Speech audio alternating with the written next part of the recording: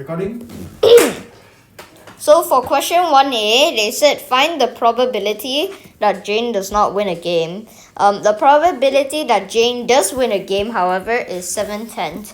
So to find the answer, we just need to take 1 minus 7/10, which is 3/10.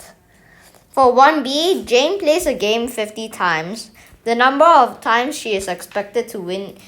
Find the number of times she is expected to win the game. To do this, we take 7/10, which was an information, which is the chance that she wins a game, multiply it by 50 times, which will give us 35. Okay, for question 2, we need to calculate 4 cert 0.0256. To do that, we basically just need to do 0.0256. Hold on.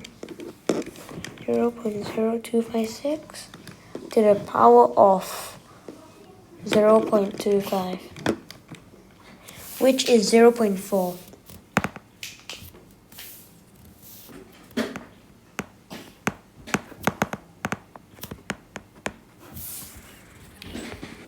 For number 3, Emma has 15 mathematics questions to complete. The stem and leaf diagram shows the time in minutes it takes her to complete each question. Complete the table. So the mode means the most frequent number that appears.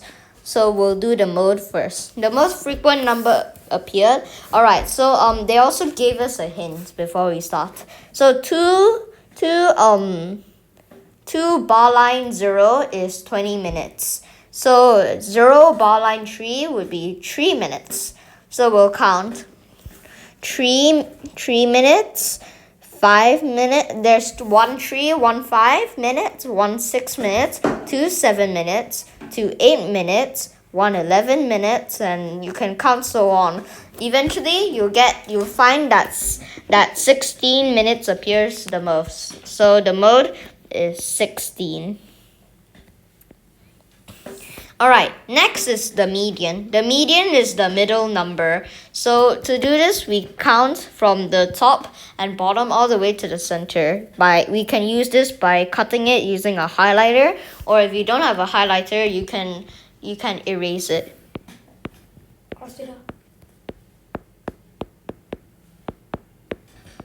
So the median is 11. Because it's the center number. The range is the highest number minus the lowest number, which is 20 minus 3, 17. Alright. Okay, for number 4, we need to write down an expression for the range of k consecutive integers. That means like the number 1 to k. So it has 1, 2, 3, 4 all the way to k. So they want us the range, which is k, the biggest number, minus 1, which is the answer. K minus 1. Okay? Alright, for number 5, Henrik draws this scatter diagram. Put a ring on one of the correct statements about this scatter diagram. Now, you might think it shows a negative correlation, but in actual, there's not enough points to tell whether this is it's not possible to tell whether there's a correlation as there are not enough points. So it's the second one. Next, for 5B, each of the 4 scatter diagrams shows the same set of data. A line has been drawn on each diagram. Complete the statement. The line in diagram A, B, C, or D is the most appropriate line of best fit. So we'll look at this. Diagram A seems okay as the line is matched, but it's not really perfect. Diagram B is totally off, as the scatter diagram shows a positive correlation, but this shows a negative. Diagram C is most likely the best fit, as it is perfect, but diagram D is sort of like A. So the most matching correlation, the most appropriate line of best fit would be C. Okay, for question 6, we'll need to do this on paper because our iPads are not like to scale. Okay, for question 6, a rhombus has a side length of 6.5. And the rhombus can be constructed by drawing just 2 triangles. We have to use a ruler and compass only and construct the rhombus. And we need to leave our construction in arcs. One diagonal of the rhombus have been drawn for you. So meaning this, it should look something like this. So there's one corner, and there's another corner, there's another corner, and there's another corner. Something like that. So first, because they say a rhombus has a side length of 6.5, all sides are 6.5. So we'll measure 6.5.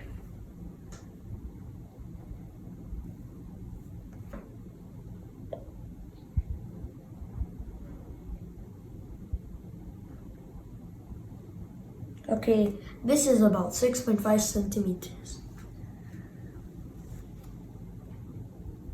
So we put an arc with a radius of 6.5 on each.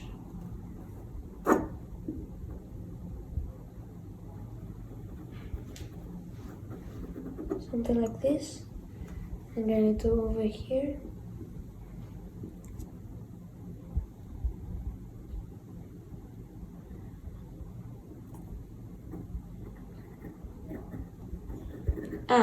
So the intersecting point is around here. So that's where the triangle is. That's where the 2 points meet. And then we do the same thing on the bottom.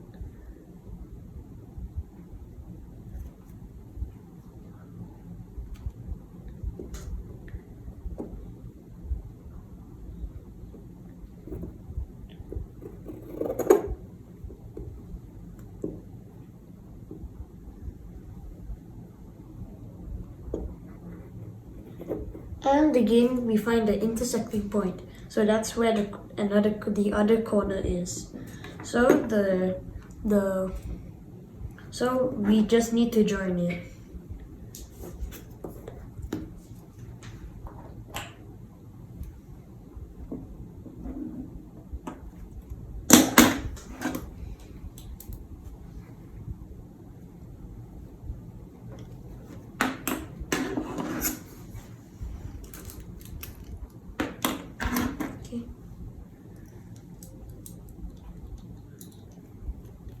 We just line them up, and then we line it up at the intersecting point of the two arcs.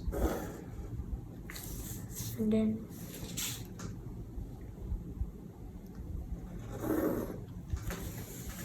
then we join them here.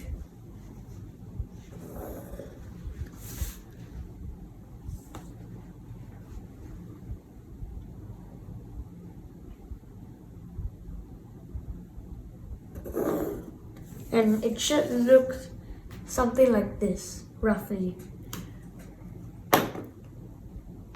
So for 7a, the reciprocal of 0.2 is something. A reciprocal of a number is the inverse of that number, or to the power of -1. So 0.2 to the power of -1, or the inverse of it, is 5. Now, the prime number between 90 and 100 is, there are quite a lot of possibilities, so we'll put 90, 91, and all the way to 100. So we know even numbers is not a prime number unless it's 2. So we can cancel out all the even numbers. That leaves with 91, 93, 95, 97, and 99.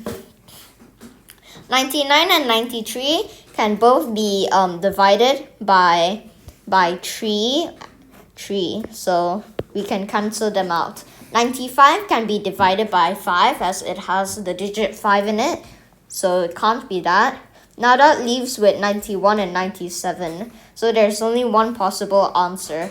91 can be divided by 7, So the answer is 97.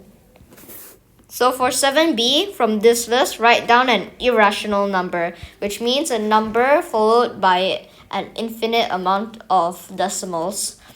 Cert 7 has an infinite digit amount, so we can put cert 7 as there.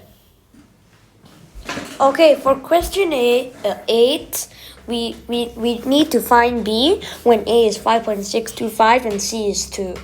So it's pretty simple. We just replace the values. So a, which is 5.625, is equal to b squared over 2 times 5 times 2, which is 10. So b squared is equal to 5.625 times 10, which is 56.25. So b is 56.25 or 7.5.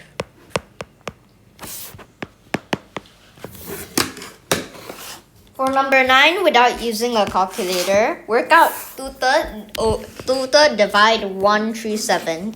To find this, first we need to they want us as a fraction. They never said mixed fraction, so we'll use an improper fraction or just a normal fraction for now.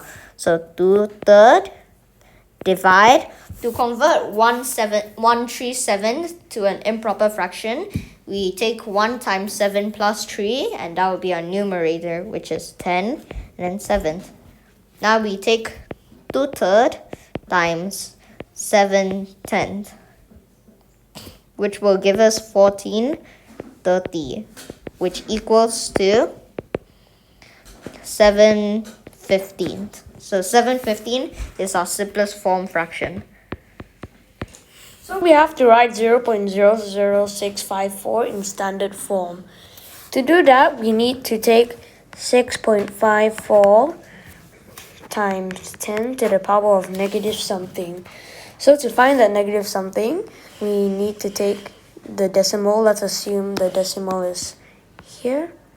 And then we move it back until it reaches the decimal that they gave us, which is 1, 2, 3, so to the power of negative 3.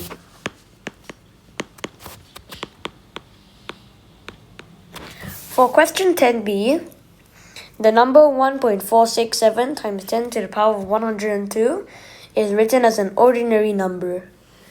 We need to write down the amount of zeros that follow the digit 7, which is 1, 4, 6, 7, and then zeros. We need to calculate how many zeros there are in total. So to do that, we basically need to know that it is 10 to the power of 102, meaning the decimal will go in front 102 times.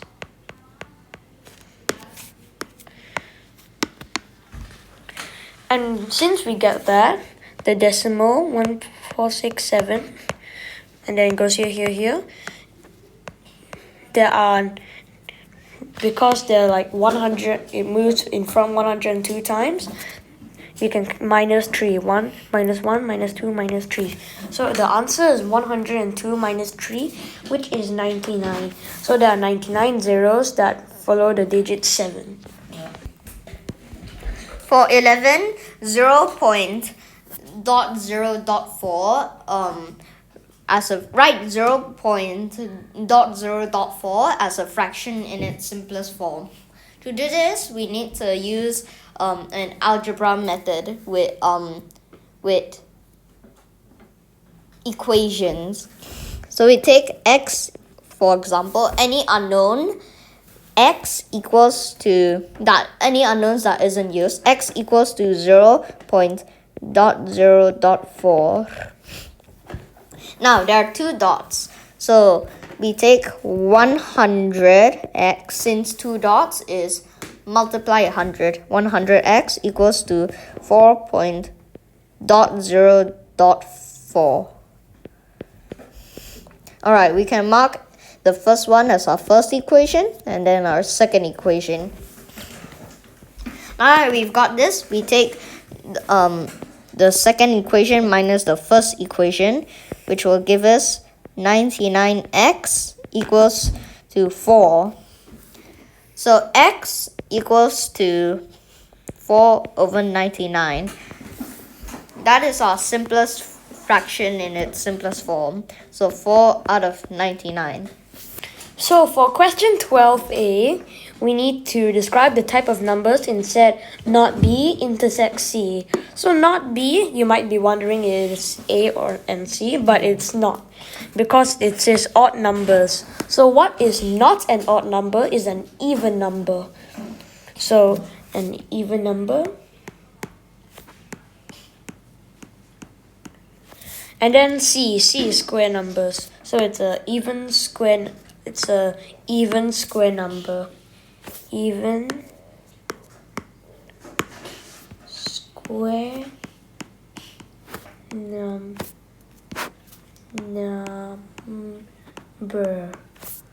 For question 12a2, we need to complete the set labels on the Venn diagram. To do that, we need to know what is in what and what can be what. So, but they gave us this information: the universal, which is the only numbers that they include, must be bigger than 2. So 2 is excluded, and a prime number is any odd number. It cannot be even, except for 2. But 2 is cancelled out, so there's no even numbers that are prime. So prime must be inside odd. So prime is A. This is A. And because prime is inside odd and odd is B, so the left is B and the right must be C. For 12b, we need to shade the region D prime, which is anything but D, union E intersect F prime, which is anything but E intersect F. So for this, because there's only union, because this thing is a bracket, there's only unions, we can just shade everything. So D prime is everything but D.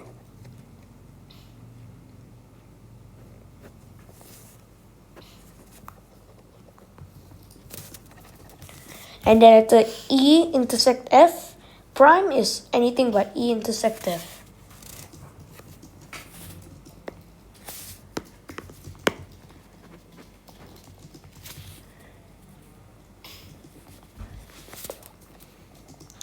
And that leaves us with the middle part, only the middle part.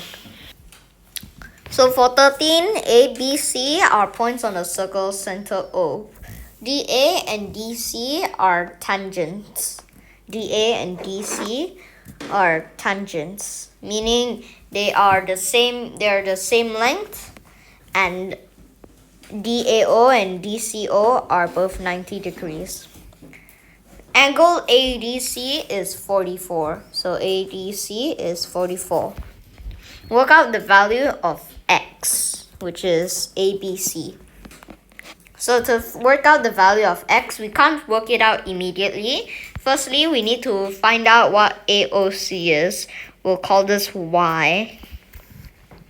So we already found out 44, 90 degrees, and 290 degrees, which is 360 equals to y plus 180 plus 44, which equals to 224.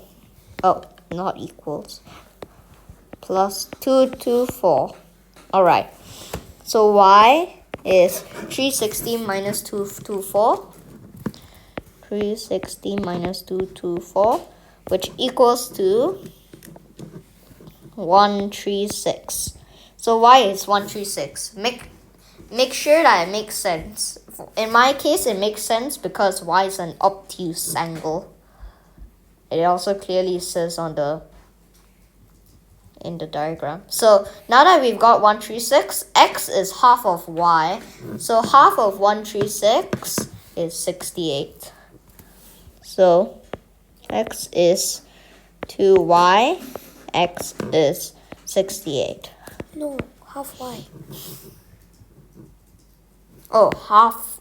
No, x is 2y. No. Oh, x is half y.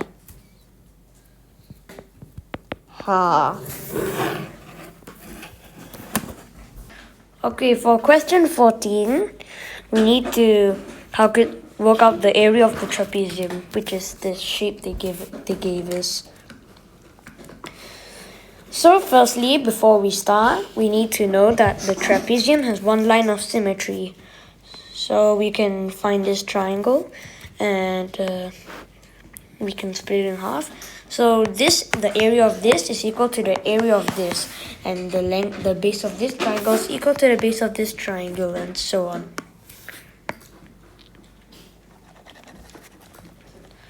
So firstly, we'll work on this triangle.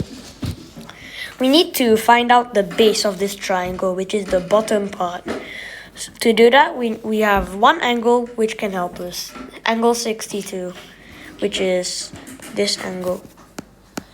So to find out the base, let's say base is x, we need to do tangent 62. So tangent 62 is equal to 18.2 over x. X is equal to 18.2 over tangent 62, which is equal to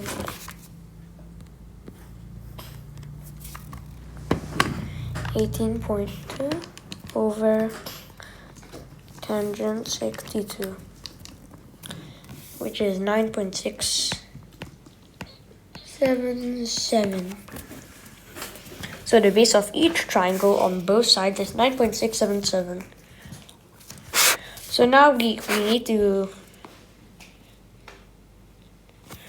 need to find out this part, which we already have because they said it at top of here, and this part is a square. So yeah, a rectangle, I mean. So we can get the base times 2. That would give us the base of both triangles. And then it's a plus 15.4. And then we need to calculate the average of 15.4 plus the bottom or the base of the entire thing, which would give us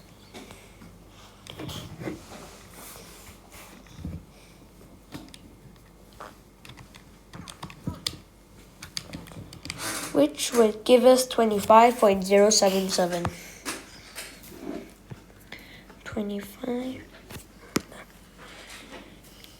25.077.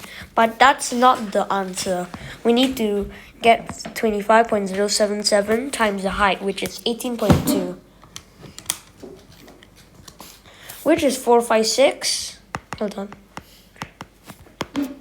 456.403. That was like 456.4.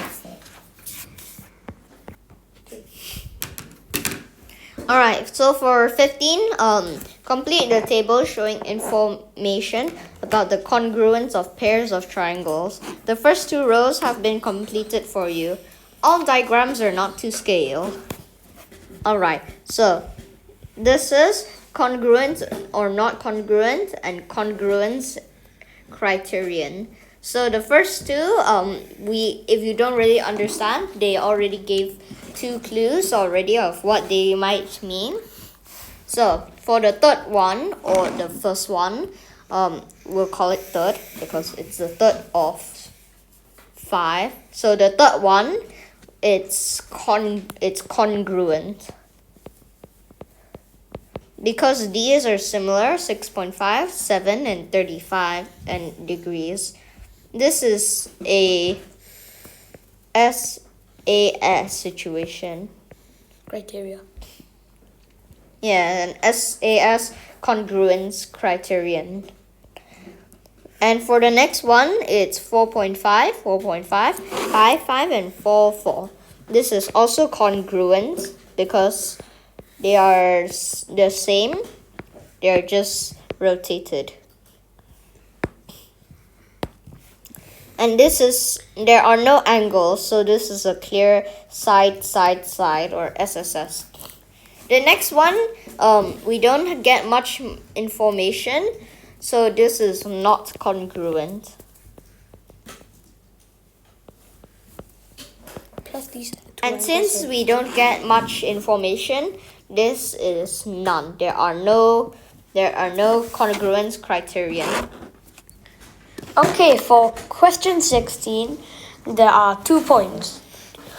And with those 2 points given, we need to find the length of AB, which is from A to B.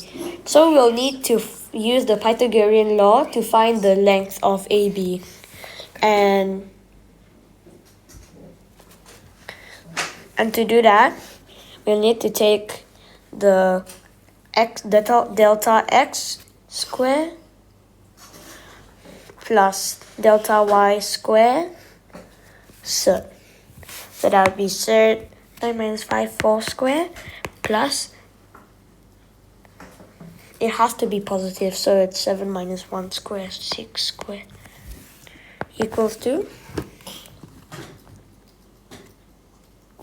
minus 8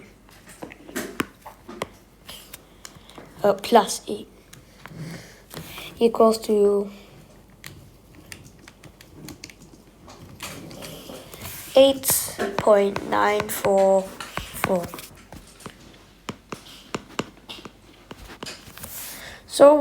So for question 16b, we need to find the equation of the line AB, which is y equals to mx plus c.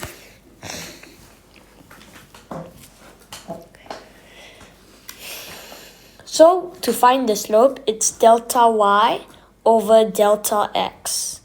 It doesn't matter if it's positive or negative. So delta y is minus 1 minus 7, which is negative 8 over 9 minus 5, which is 4. So it's negative 2. M is negative 2. Y equals to negative 2x plus c. Now that we have that, we just need to find c. So we'll just take 1 point. I want to use this point.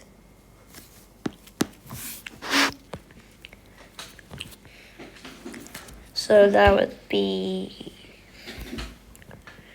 we'll replace it with negative 1 is equal to negative 18x. Negative 18 plus c. So c equals to, we just move everything, 17.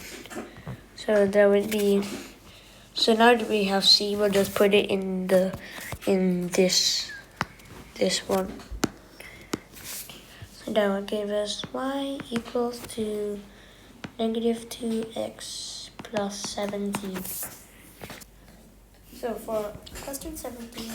Alright, question 17. Find the gradient of the line that is perpendicular to the line 3y equals to 4x minus 5. We can't work out the gradient yet, so because this is what 3y equals to.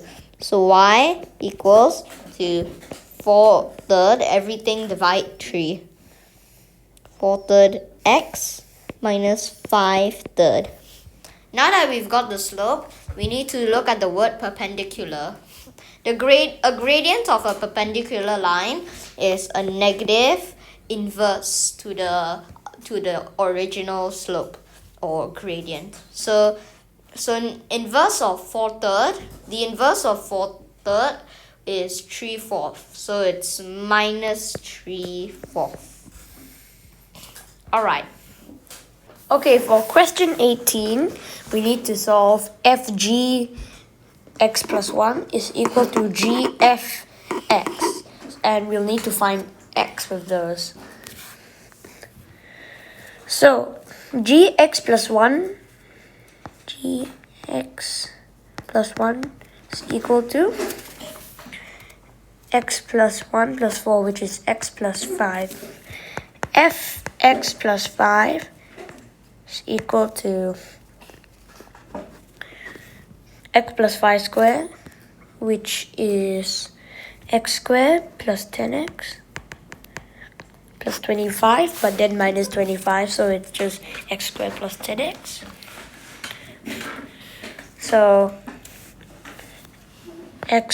So then we get gfx. Fx is equal to x squared minus 25, and gx squared minus 25 is equal to x squared minus 21.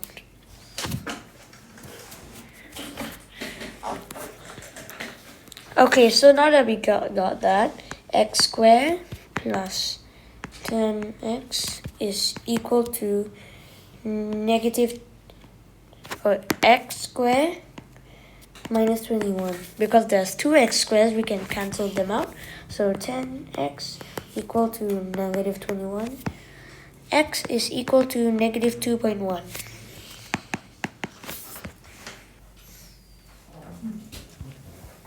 Okay, so for 19a, the diagram shows a shape made from an equilateral triangle and a sector of a circle Points B and C lie on the circle center A. The side length of the equilateral triangle is 12.4. Work out the perimeter of the shape.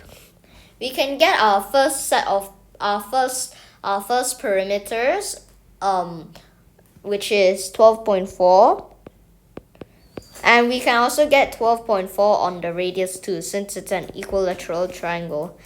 And this would be 60, because 180 divided 3, since it's an equilateral triangle, is 60. Now that we've got that, we need to put 12.4 plus something to get the perimeter of the shape. To find that, we need to find the arc of this sector, which is from B to C. Alright, so to find the arc of it, we need to take 60 over, oh wait, not 60 actually. 360 minus 60 is 300. So we take 300 over 360 equals to the arc of BC, which is this symbol, over the perimeter, which is 2 pi, the circumference of the original circle, which is 2 pi r. I know that. Alright, so now that we've got that, we can work out that BC, the arc of BC is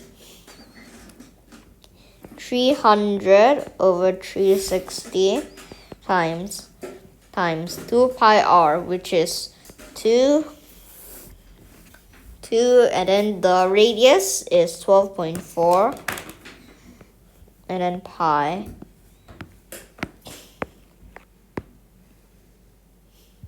Now that we've done that, we can calculate what our arc is. 300 over 360 times 12.4 pi, which is 64.926. Alright, so 12.4 plus 64.926 equals to 77.326.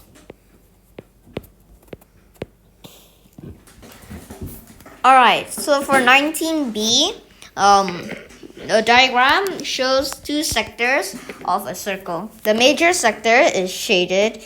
The area of the major sector is 74.5.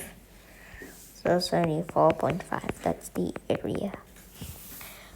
Calculate the radius of the circle. So to find that, we need to calculate this angle first. 360 minus 41, which is 319. Then we will use ratio. 319 over 360 is equivalent to the area of this sector, which is 74.5 over pi r square.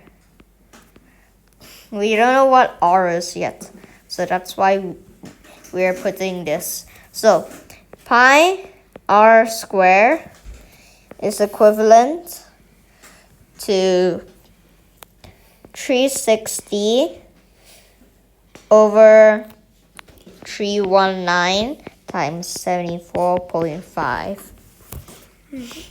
R square is 360. Oh wait, let's calculate the answer first, so we can get an easier explanation.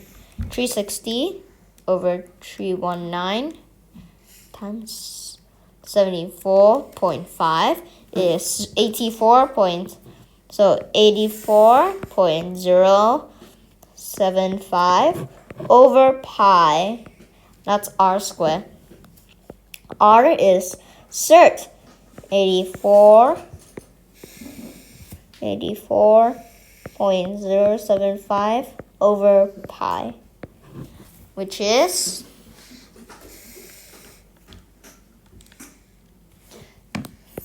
5.173. Okay, for question 20, we need to take two brackets and we multiply them. So we'll be taking, to make it easy, we can take the first and third bracket.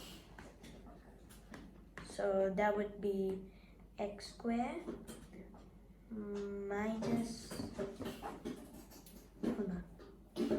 plus x, and then later minus 6 times 2x plus 5. So now that we got that, we'll just need to times x squared plus 2x, which would give us 2x cubed, and then x times 2x, which is 2x squared,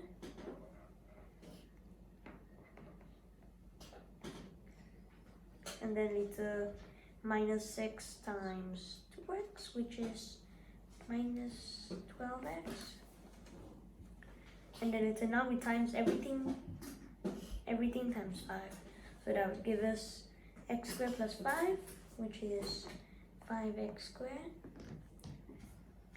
and then later x times 5, which is plus 5x, and then the negative 6 times 5, which is negative 30.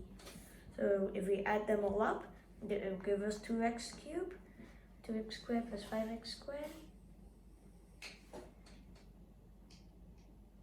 2x squared plus 7x squared, and then how many x?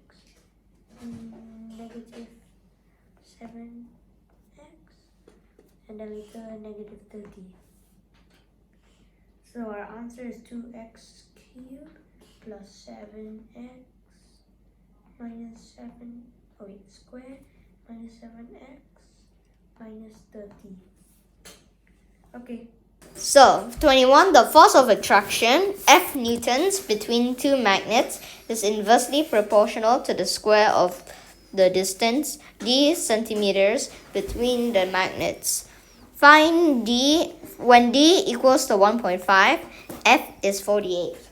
Find an expression for F in terms of d. First, we need to work out F. Alright? So F is inversely proportional. So it's 1 over to the square root of the distance, d centimeters, square d. No, sir. The square. Square or square? Square. Okay. Alright, so F equals to K times 1 over d square, or it can just be K over d square.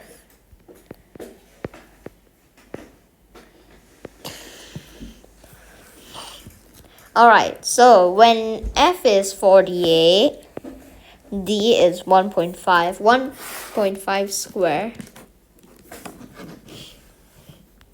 k over 2.25. K is 48 times 2.25, which is 108.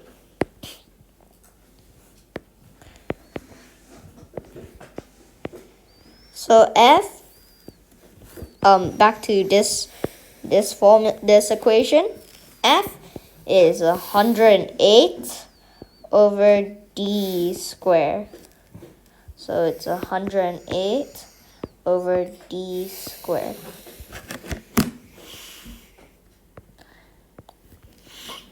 So for 21b, when the distance between the two magnets is doubled, the new force is n times the original force. Work out the value of n. So the n times of the new force, we'll call it the F2, the second F, is equivalent to the F1, which is the previous answer, 108 over. Now, they said the distance between the two magnets is doubled, so it's 2d squared. Now, once you've got that, we just need to take 108 over, this is 108 over 4d squared, which is equivalent to 1/4 times 108 over d squared. Now you've got 1/4 and the original F. We don't need the original F, so your answer is 1/4 or 0.25. Okay, for question 22, we need to simplify the fraction that they gave us. To simplify a fraction, we need to factorize the numerator and the denominator. It can come in different orders. It doesn't matter. And then we see if there's a part where there's same values, and then we cancel them out. So for this one, we'll factorize the denominator first. 3x times x minus 4. And now that we have this bracket, that gives us a clue that the top has x minus 4 too, because they want us to simplify. So the top has x minus 4.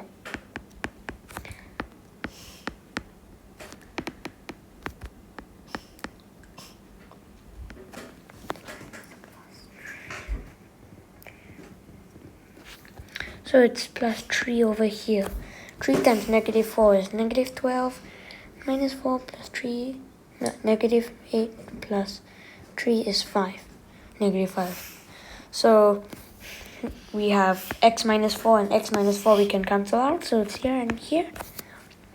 So we're left with 2x plus 3 over 3x.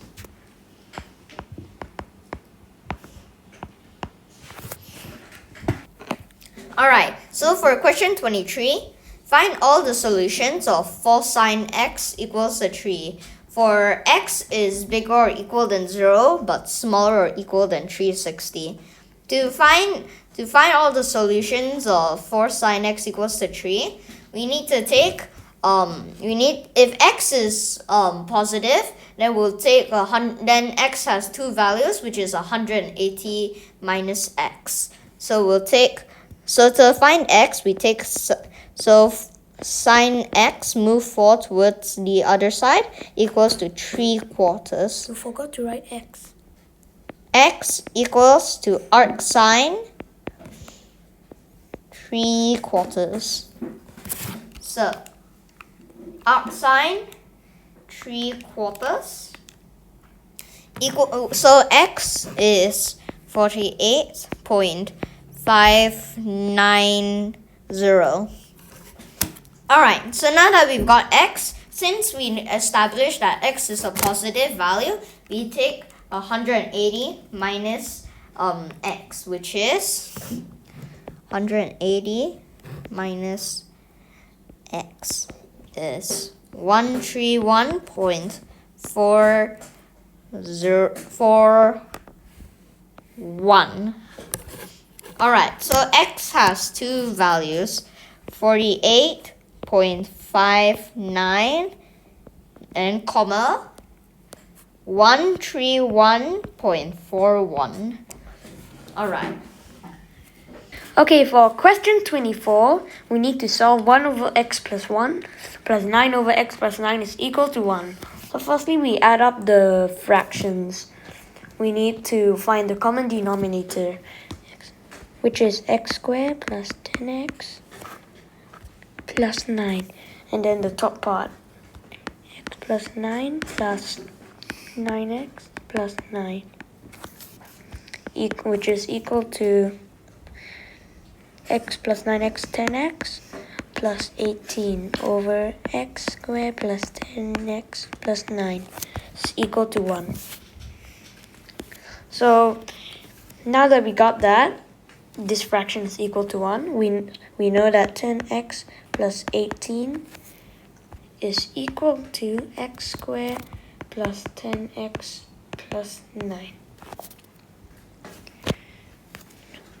And then we move everything, and then we move x squared to the left and everything else to the right. X squared equals to, and we can cancel out the x. Oh wait, negative x squared equals to, we can cancel out the x, equals to negative, no, 9 minus 18, yeah, negative 9. So x squared equals to 9, x equals to plus minus 3. So it's 3 or negative 3 because it's circle. And that concludes our topic.